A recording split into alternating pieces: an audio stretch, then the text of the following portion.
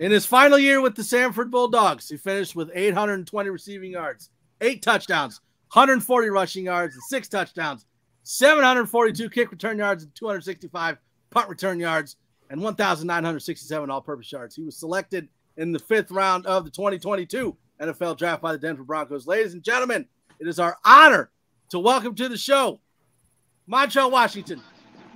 Thank y'all for having me. Let's go. Thank y'all for having me. No problem, man. I appreciate you jumping on, man. So excited. Yes, sir.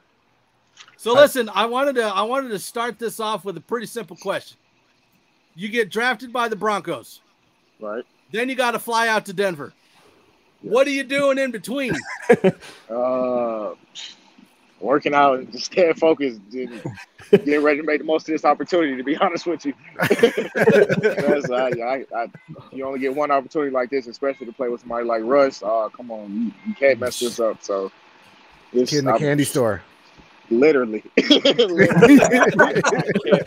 I can't stop smiling. Like it's crazy. Yo, man, being the first receiver drafted out of Sanford, the real question is when you get in that statue. I hope so. If I can get that, then that means I'm doing something right. So hopefully one day I can get that. So Montrell, I talked to one of your coaches yesterday. I called Ricky Turner, the assistant head coach and the offensive coordinator. If you don't mind indulging me for a minute, he said the Broncos are getting a dude that loves football. He lives and loves the game. Montrell is likable as a person. I love the guy. He's a joy to be around. He's like that in life, in the office, in the meeting room.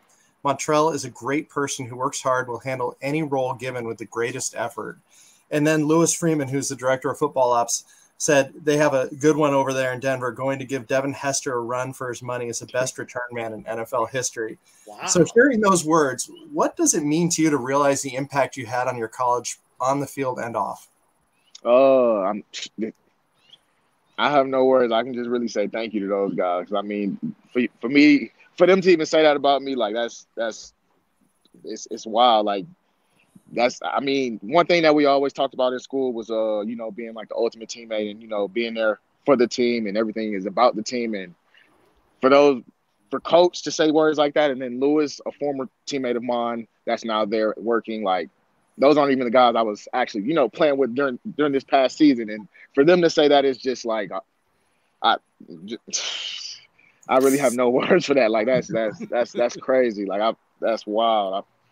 Trying to make me cry or something. It's an honor. It's just an honor. I'm blessed. Yeah. Talking about emotions, can you let me know what it felt initially when you got that call from the Denver Broncos, and then what you thought about coming here to Colorado and becoming a member of Broncos country? Yes. So when I got the call, I mean, it's like a dream come true. You know what I mean? Like, I was on the phone with the coaches, and I'm just literally like scratching my head the whole time. My family screaming. I didn't know whether to scream, whether to cry. It was just like you dream of moments like this, and for it to actually happen, it was crazy. Like, it was wild. And then now that I'm like, for me to be coming here to the Broncos and being a Bronco, like I said, you got guys Judy, KJ, Russ. You know what I mean? You got goats over here in my eyes, like, you know what I mean? Like, those guys are like, I've watched them on TV multiple times. It's wild. I just have no words. I'm just blessed, literally just blessed. So I got to ask you, Montrell. You mentioned Judy, you mentioned KJ, other people in that wide receiver room. You obviously just had the rookie part of the rookie minicamp, of course. What's been the first thing that you've been able to work on to kind of get to that level? Really, it's just, I would have to say learning these plays, to be honest with you. Learning the playbook, because the offensive playbook in the NFL is completely different from an offensive playbook that we had at Sanford. And so just for me to sit back and learn the footwork, just get my depth on route, just learning from those guys. I observe everything they do. I literally watch their feet on everything they do, whatever they do. I try to watch. I try to mimic, even when they're not looking. I'll try to kind of go to the side maybe, or even in my room, like I'll do things that I've seen them do at practice. I'll try to do it in the mirror myself. Like, it's right. Just to be able to learn from guys like that, and it's a blessing. I'm telling you, it's just I can't believe it, to be honest. I still cannot believe that I'm in this position to even be here, but I'm definitely gonna make the most of it for sure. You've earned it, man. You've earned it. Thank you. So Avatar wants to know what you think of the city of Denver since you've been there. To be honest with you, I have not been anywhere. I've been completely locked in. I'm not gonna lie to you. I have not been anywhere. I don't want to go anywhere other than the facility and back to my room to study, because I feel like if the faster I can learn the playbook and the faster I can get comfortable in the offense and things like that, the faster I can be a help to the team and contribute to the team and do everything I need to do for the team. You know what I mean? So I'm just strictly locked in, and I'm just hungry and ready to just continue work and I'm just ready to play. I'm just ready to play and help the team out. But eventually I will go out for sure soon once everything dies down and, I get comfortable. Man, if you're excited now, I can't wait till your first touchdown, man. Your first touchdown in the NFL, man. Shoot, what do you think your celebration is going to be? And I'll tell you right now, I'll give you a little inside info. If you happen to look up the Mile High Salute, there's a quick way to get a whole entire stadium on your side. To be honest with you, I don't even like. I'm gonna celebrate with my guys. To be honest with you, I'm gonna celebrate with them for sure. And whatever happens then, just happens. I don't even know. Oh my goodness, I'm gonna be so happy. That might be a moment I actually start to cry. I don't know. You hold on to that ball though, man. You hold on to that ball. 100%. High and tight. Yes, sir. Yes, sir. So Montrell, I dressed accordingly. I wanted to bring you back to a happy place, right? So much has been made about that Florida game at the Swamp. And Coach Turner said you were so dialed in that day that he remembers greeting you. You don't remember him greeting you after you scored that return touchdown. And the student section at UF runs the entire length of the visitor's sideline. You guys put up 42 points on Florida. What was that like? What was the environment like on the sideline when you guys were putting up points and you were almost like a human video game that day? It went from, kind of you suck, you guys are good, to, oh my goodness, you need to come to Florida. Oh, who are you? Or, you know what I mean? Those kind of things. And I wasn't worried about any of that. I was just locked in and just was trying to do whatever I could do to help our team win, to be honest with you. But yeah, it was a lot of trash talk, definitely from the student section. But just for me to be there and play in front of that many people with my guys, it's a dream come true. You know what I mean? FCS, we kind of don't get that many guys or that many people at our game. So for us to go out there, and actually I was kind of a Florida fan, growing up. So cross that off the bucket list to actually play in the Swamp. It was just a dream come true, literally. It was, never forget it. Never forget it. Yeah, for sure. A lot with that comes your fearlessness as well. And you talked about how you're fearless as a punt returner and maybe even a kickoff returner as well. Where does that come from? Is it, from your upbringing? Where does that come from? I'm a little guy, so you know what I mean? In football, it's a lot of big dudes. So if you're scared to play, you're scared to get hit, this might not be the sport for you. So, and also, I guess, growing up, I always played outside with my older cousins, or I always tried to play with older guys. And if they were playing football, I was always the smallest one out there playing. So that kind of just, I don't know, it just grew on me. And I always kind of kept that chip on my shoulder that I was always smaller than everybody, but I felt that I can always ball with the best of them. So it's just, I don't know, it's crazy. Yeah.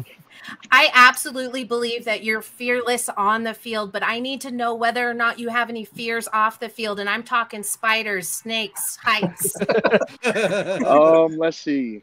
I don't like heights. I'll tell you that. I do not like heights at all. And I don't, yes, actually, roller coasters. Number one. I don't like roller coasters. I will not get on a roller coaster. No, sir. Not even like the indoor ones? No, sir. No, sir. There goes the images endorsement. Don't tell the guys that for sure. I want to know, have you raced KJ yet? No, I have not. You're getting on that though, real quick, right? KJ is definitely fast. We don't need a race. I know he's fast for sure. I'm glad we're on teams for sure. So Montrell, what is it like returning a punt? And walk us through what you do the moment the ball leaves the punter's foot. To be honest with you, it's in my mind once the ball is kicked. So it's this game we play like growing up, and it's like, so somebody will be on the other end, they'll throw the ball up in the air, and then you'll have to catch it. And then once you catch it, like everyone has to come try to tackle you. So when I'm back there in punt return, that's literally what comes to my mind. I'm backyard football. Like we're playing a game back there. So once I catch it, I just know I gotta go score. Like, and also I got guys blocking for me now. So if I scored, we all scored. So that's a plus. You know what I mean? So I try to visualize it as a video game, or just like, you know, backyard football, like, you know, as I was a kid. It's just football, and it's, you know, ball in the air, let's go score. So kill the carrier. Really, yes. Yeah. So you heard of the game. Yes. Kill the carrier. Yes. Ball's up in the air, you catch it, you get out a quick scream, and then you take off and hope they don't get you. Exactly. Travis Dean in the comments says you were the biggest sleeper in the draft. And I got to say, like, honestly, looking at the Denver Broncos and how they have struggled on special teams and at times at wide receiver, I am ecstatic to see what you can do back there. Thank you. I'm excited as well. I can't wait. Hopefully I can help the team out on special teams if that's what my role is. But whatever the team need me to do, I will do it 100% and 1,000 miles per hour for sure. So I got to circle back a little bit to what Bree was talking about, how your fears, you know, spiders, you know, whatever. But, you know, one of your favorite hobbies is fishing. And we all know Colorado is one of those key places to go fish. So I'm sure you're dying for that moment, for things to die down and catch those nice fishing spots. Yes. I cannot wait to go fishing up here. That is definitely that. To be honest with you, that's kind of the first thing I want to do once I actually get out and I'm able to do things. I want to learn how to fly fish so bad. Like I want to learn how to fly fish so bad. So for sure, hopefully I get to cross that off the list and get to experience that when the time comes, for sure. Yeah. Montrell, can you talk to me about how it felt slipping on that number 12 jersey for the first time? And how does it make you feel switching numbers? And what do you hope to bring that at number 12 to where you're, you know, famous in Broncos history?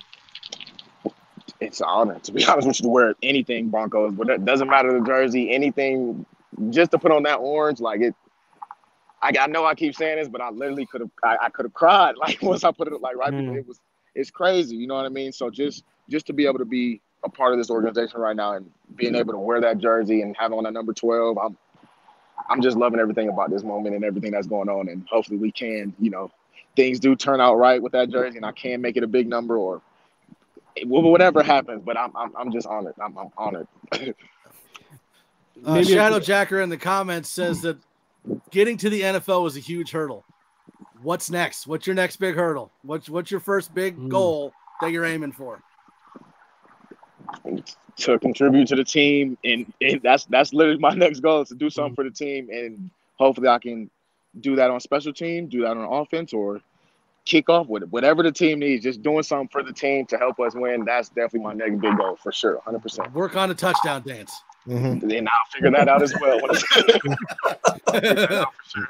95-yard jet sweep to the house. I hope so. So, can you talk to us about Coach Stukes? Because I am addicted to his press conferences. I think that guy is just – I mean, I don't know if you've heard where we've been in special teams as far as coordinators go in recent years, and it is not Coach Stukes. So he is a breath of fresh air, and then he brings you in. Tell us about that special teams unit as they described to you. I mean, as of right now, Coach Stukes, like I said, what he brings to the meetings, and it's just hard not to like him. I mean, the intensity he brings to the meetings is something that's the kind of coach you want to play for. That's the kind of coach you want to do good things with. Like it's so crazy to say it, but like in meetings, like he makes me want to just like, all right, I got like, if I do get my opportunity, like I have to do something for him to make him happy, or I have to do something for the team, because like he just pumps me up so much, and I just can't wait. I literally cannot wait to do something for the team, if that means a touchdown or making a tackle or anything. Like Coach gets me going. I'm not gonna lie to you. Like it's something. It's just, I don't know. I love everything about him. I love everything what he brings to the table so far, and hopefully we can continue to grow on and get a relationship through the time. And it's just I'm just honored that I can be there with him and call him one of my coaches right now, to be honest with you. Broncos country absolutely loves your energy and positivity. Can you tell me what drives your motivation and what brings that energy out of you the most? Because I mean, if you think about it, it's a lot of guys that want to be in this position right now, and for me to be in this position, come from FCS and come from Sanford, I feel like it's my job to, put on for the guys at small schools, or for me to, have this kind of attitude. Because if I was to have a bad attitude, I mean, no one likes a guy with a bad attitude. You know what I mean? So like, just I don't know. I'm sorry, like, I don't know. I don't know. I guess it's just who I am. Yeah. Well, maybe a few years down the line, instead of a TB12, they'll be saying an MW12, right? I hope so. I hope so. So Boggins was talking about that 95-yard jet sweep. To circle back with a little bit of some football question, have they talked a bit about maybe your niche a little bit with some of the offense, or has it been solely focused on special teams for you? To be honest with you, I'm kind of just learning the playbook right now as well. We haven't really, talked about things like that. I'm still trying to figure out where I'll fit in, to be honest with you. So hopefully it does come to where I can do jet sweeps and things like that. But right now, I've honestly just been trying to focus on understanding the playbook, understanding what I can do to contribute. And like I said, even if that's on special teams or once I learn the playbook, that's on offense. So I'm just locked in. I'm just locked in, to be honest with you. Yeah. Well, I got to tell you, Montrell, we are so very excited that you decided to jump on with us today. I know you're a busy guy. You're probably exhausted, been doing a lot of work, putting in a lot of work. We want you to keep putting in the work. And we thank you so much for joining us. We'll go ahead and let you go so you can get back to work, my friend. Thank you. Appreciate you, man. Coach said call. Welcome. Coach said call. It's been a week. I will. For sure. Thank you so much. All right, Montrell, thanks.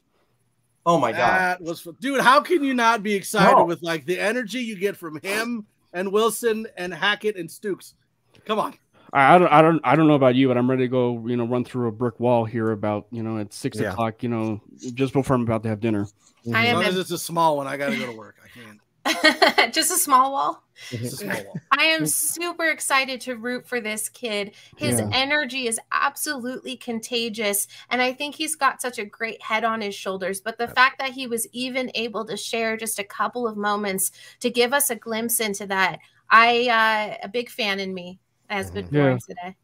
A little inside too. He was literally just leaving the facility and heading back to his room. So like, just to take the time out of his day of just like a huge crazy experience. Like if anybody could even imagine what he's going through right now, and the fact that it's just like right in the middle, he could just hit us up and talk to us a little bit about his day is just like so cool. And he's just so humble, such a good dude.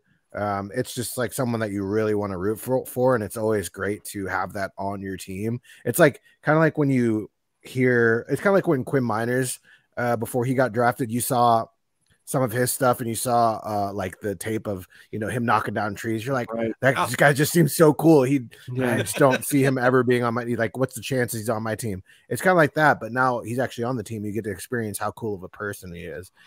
So it's just like an absolute pleasure to have him on our team.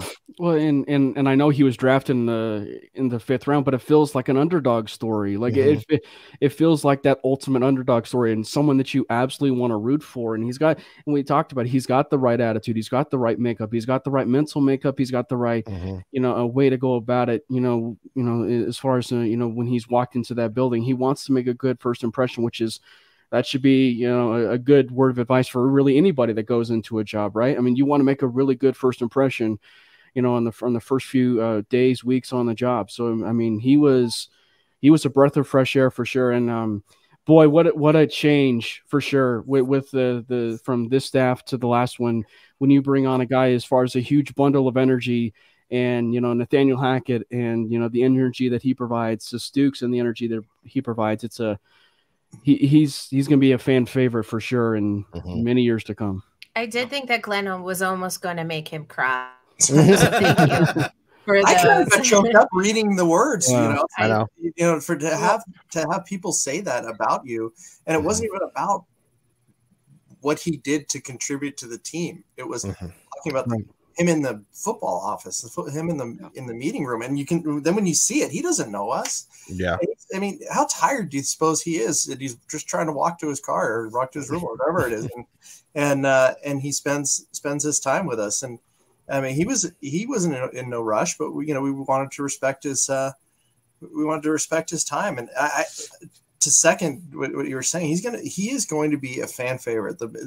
As Broncos country gets to see him in I would if I'm the Broncos, I put this guy in front of the camera all the time because he is going to be cheered and revered. And if he can perform on the field like he did at Samford, right, we have an absolute steal and have shored up a position that we haven't had in ages. And not just as a returner too, like, because there's a lot of potential for him. But like, if anybody's watched tape on him, like, dude's got hands too. Yeah. So like, it's just something that you really hope to see him just absolutely blossom because you love the person so much. And it's not like he doesn't have the talent because he has insane amount of talent. So if that transfers in the NFL, woo, what a story, man.